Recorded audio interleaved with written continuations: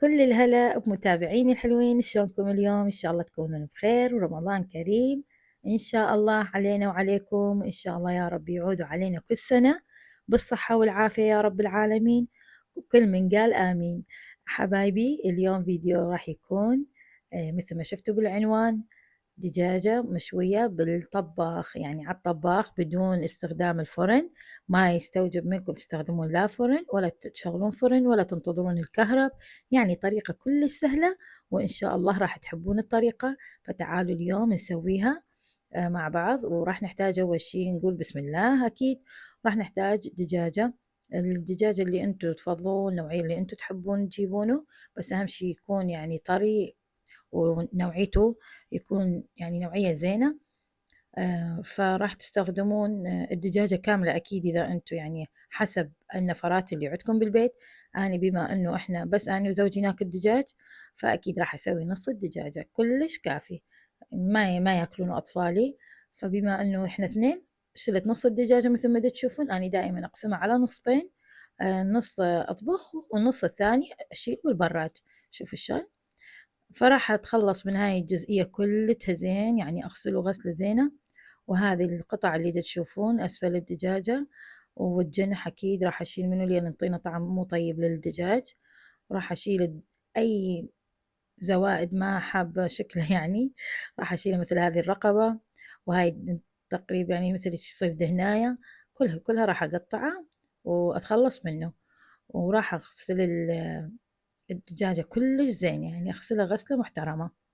فراح أضيف هنا التتبيلة، أكيد نص معلقة من الفلفل الأسود ونص معلقة من الكمون ومعلقة من البابريكا الحلوة. هنا أنا خليت تقدرون تخلون حادة، وخليت الملح وتقريبا نص كوب من الزيت النباتي. وراح أخلط المكونات كلش زين، وراح أضيف معاهم معلقة من الفليفلة، معجون الفليفلة اللي تجي يعني تنباع يم العطارين أو تنباع يم أهل الطرشي.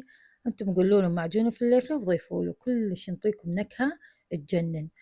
ولا تضيفوا معاها لا معجون ولا أي شيء إضافات، خليكم بس على هذه التتبيلة. صدقوني راح تحصلون على دجاجة تخبل. بما أنه ما كان عندي الليمون فضفت مثل ما شفتوا نص عصرة طرنج، عصرته مع الخليط كل زين، وشلت الحبايات على قد ما أقدر، ما شاء الله بيها حبات كلش كثيرة. فمثل ما تشوفون غسلت الدجاجة كلش زين، وراح أقطع الدجاج أسويه يعني على قد ما أقدر إنه أسويه مثل الشرايح. شوفوا شلون فتحت يعني من الصدر، أكيد أكثر شيء الصدر لأن يعني يصير عندنا طبقة سميكة من الصدر، هيك ثخين يصير، فأكيد لازم شوية أرقق بيه. وراح أشيل العظم، هاي العظماية قد ما تقدرون إنكم تشيلوها بأي طريقة شيلوها، حتى تساعدنا إنه من نتخلص منها أكيد راح تستوي عندنا الدجاجة بطريقة أسرع وبصورة أحسن. فمثل ما تشوفون شلت كل العظم اللي قدرت إنه أشيله وأتخلص منه.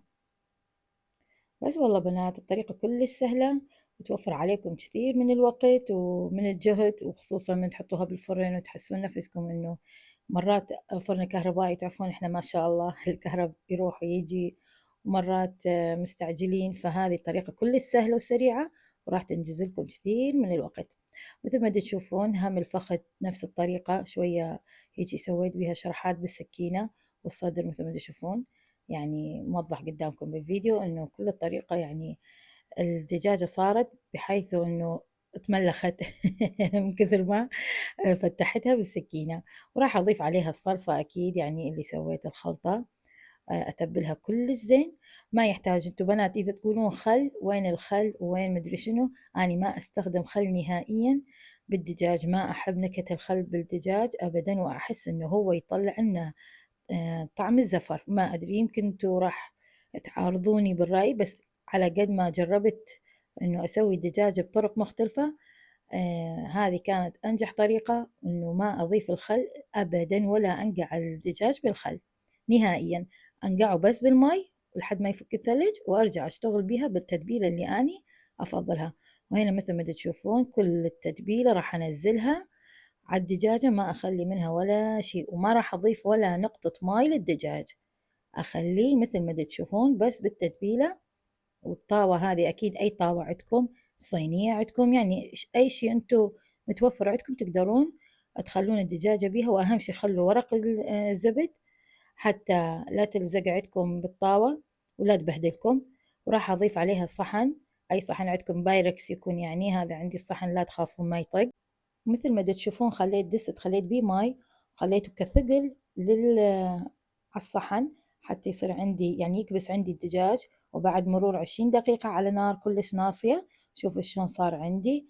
السوائل كلها أكيد راح تنزل بالثقل اللي خليت فوقاته وتنطبخ منها وبيها بدون أي ماي. شوفوا شلون عيبربق عندي، بحيث انه شوفوا حبايبي الماي قام ما يغلي عندي. صوروا انه النار ايش قد كانت ناصيه.